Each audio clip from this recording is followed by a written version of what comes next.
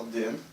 Šodien mēs gatavosim no Francijas virtuves tādu vieglu uzkodiņu, kas ir domāta vairāk kā uzkoda pirms galvenā ēdiena.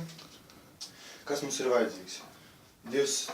No 200 līdz 300 gramiem tomātu čerī, viena daiviņa ķiploka, majonēze, mājas siers, sāls un pipari pēc gaumes un nedaudz zaļuma.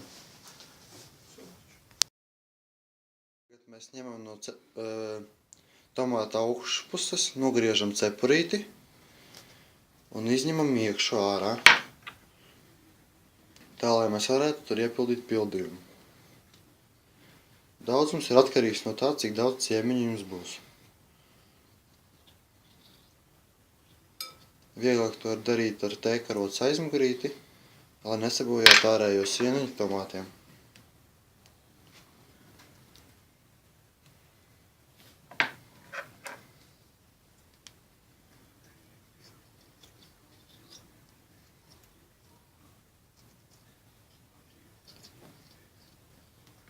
Tālāk mēs gatavosim jau pašu mērcīti, ko mēs pildīsim iekšā. Tagad mēs gatavosim mērcīti, konkrētāk pildījumu, ko mēs pildīsim tajos tomātiņos. Mēs tad sagriežam gabaliņos mājas sieru, ko var iegādāties jebkurā lielveikalā, gan Maksimā, gan Rimī. Ļoti sīkos kubuciņos, lai būtu vienmērīga masa.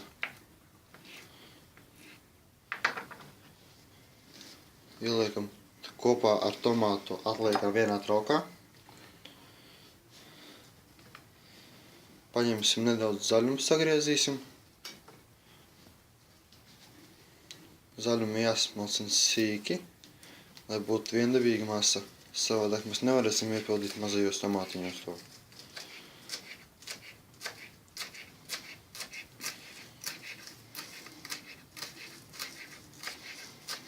Zaļuma nevajag daudz, tīri tā, lai izskatās smuki.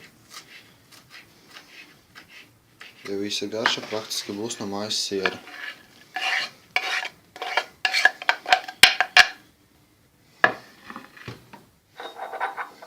Tagad mēs sagriezīsim vienu daiviņu ķiploku.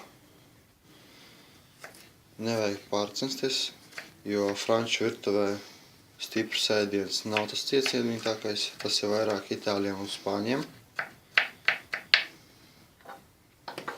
Frančus ciena maigu ēdienu.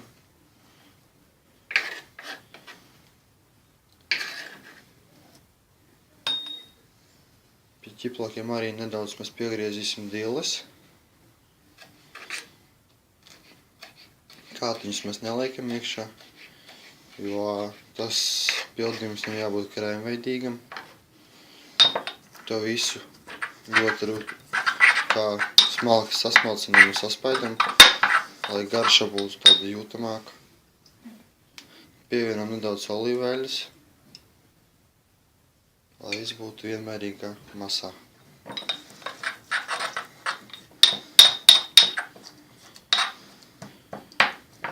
Tagad to visu pievienam kopējā traukā.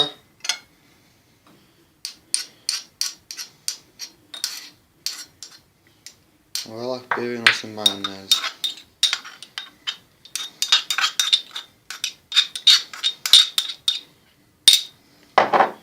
Iesaku ņemt majonēzi nedaudz dārgāku, jo tās lētās nebūs tā īstā garša.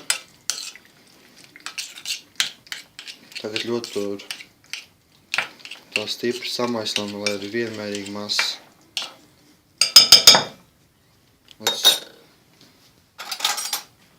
Vienmērīgai masai jāsamais diezgan ilgi, jo tas siers ir jāspaid tā, lai viņš būtu kā krēma veidīgs.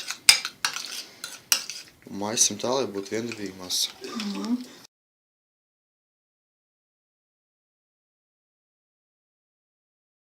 Līdz vienmērīgai masai pievienojam sāli un piparus pēc garšas.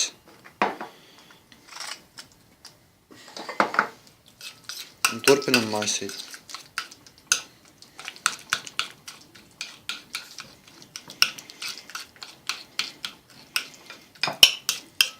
Kad samaisa, mēs to visu masu iepildam tomātos.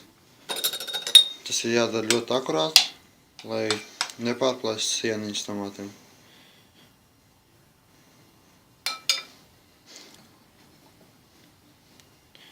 Liekam virsū cepurīti. Liekam uz šķīvi.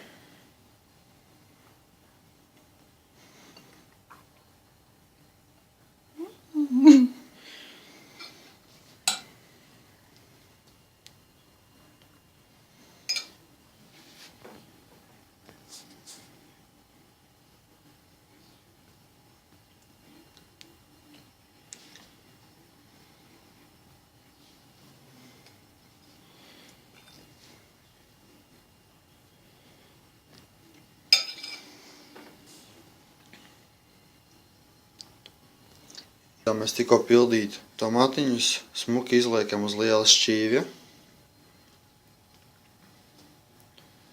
Daram to saudzīgi.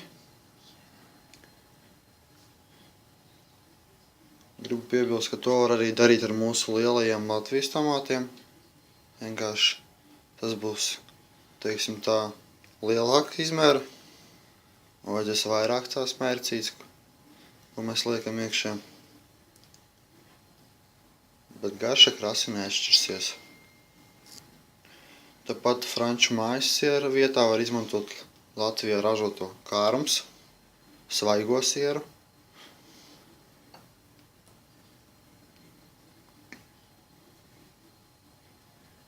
Uzliekot to visu uz lielas šķīvi, mēs paņemsim zaļumus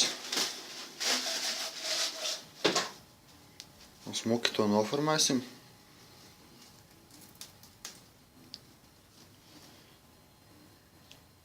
Zaļumus mēs negriežam, bet plēšam ar rokām, jo tā saglabājas īstā garša. Tagad mēs paņemsim īstu franču maizīti, sagriezīsim un pasniegsim kopā ar to.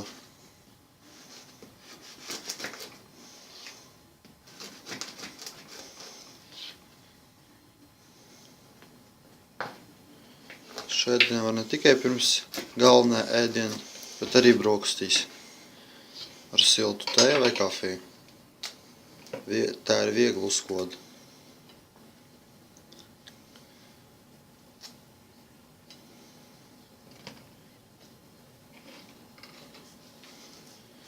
Tā izcels gala iznākums.